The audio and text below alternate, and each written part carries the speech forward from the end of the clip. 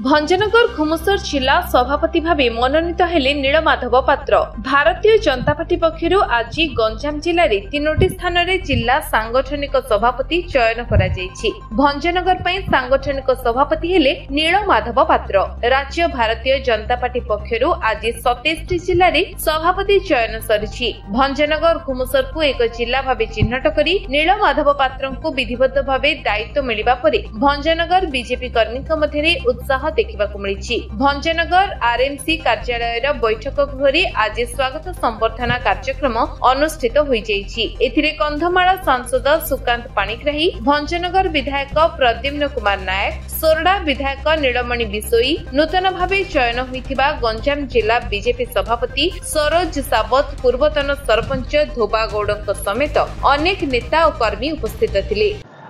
नीलमाधव पात्र आमर सांगठन पर्व जो 6 मास धरी चलता बूथ टू आरंभ कर जिला तापर राज्य केन्द्र आज जिले में आमर सरी ओडिशा रे जो 37टा जिला अच्छी 37टा जिले में जिला सभापति नाम आज सी जिला हेडक्वार्टर घोषणा करा से परिप्रेक्षी में आज भंजनगर जो सांगठन जिला ये जिला 3टा विधानसभा को लेकर जोटा कि सोरडा, पोलसरा और भंजनगर 3 विधायक और 2 मंत्री 2 एमपी ये जिले में तांकर सांगठनिक क्षेत्र जाउची।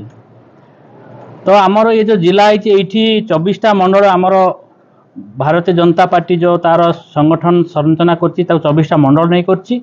24टा मंडल भितर 19टा होची जिला परिषद जोन और 5टा होची एनएसी। तो आमर ये जिले में 777 बूथ अच्छी।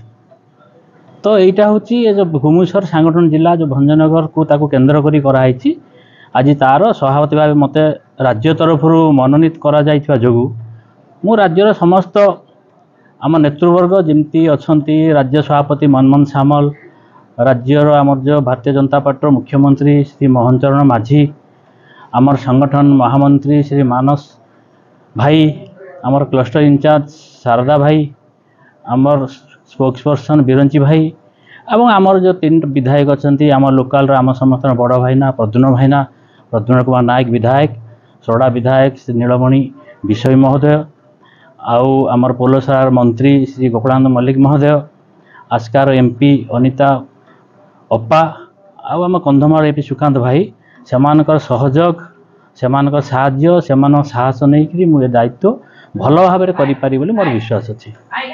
धन्यवाद। भंजनगर गोविंद चंद्र गौड़ का रिपोर्ट, विश्व विजय न्यूज ओडिशा।